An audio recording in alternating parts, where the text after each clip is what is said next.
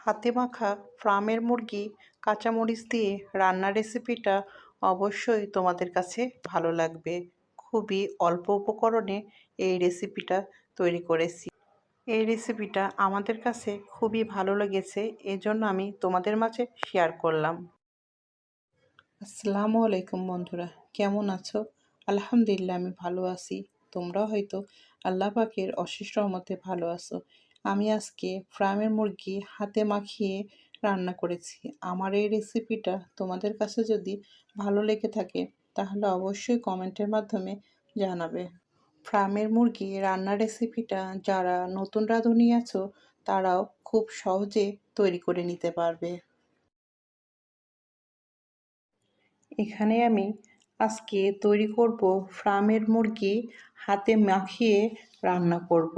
আমি হাতে মাখিয়ে রান্না করার জন্য মাংসগুলো ছোট ছোট টুকরো করে কেটে নিয়েছি এভাবে।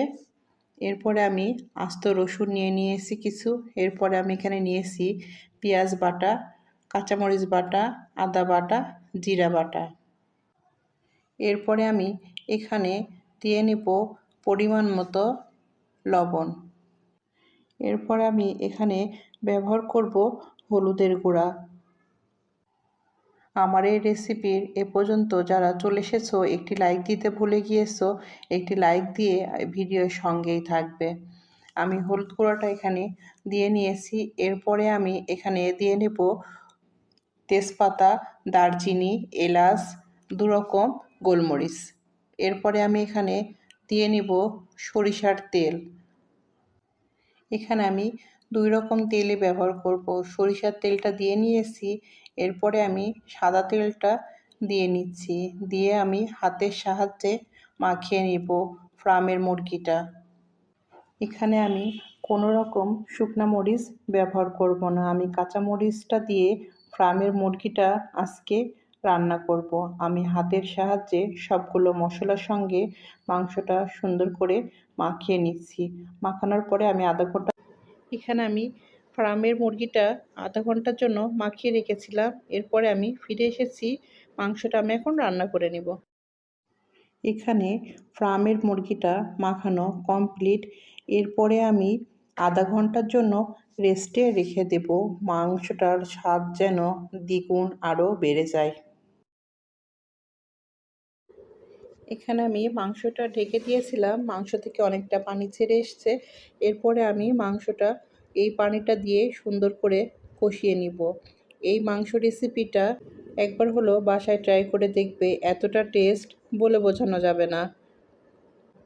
আমার এই মাংস রেসিপিটা তোমাদের কাছে কেমন লাগলো অবশ্যই কমেন্টের মাধ্যমে জানাবে। এখানে আমার মাংসটা কষানো কমপ্লিট। এরপরে আমি এখানে পর্যাপ্ত পরিমাণে পানি দিয়ে নিব।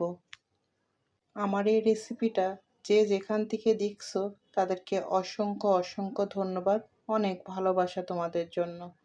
আমি এখানে পর্যাপ্ত পরিমাণে পানি দিয়ে নিচ্ছি। এরপরে মাংসটা আমি এভাবে রান্না করে নিব। ফার্মের মুরগি এমনিতেই অনেক সফট হয়, এজন্য আমি বেশি এখানে পানি ব্যবহার করব না।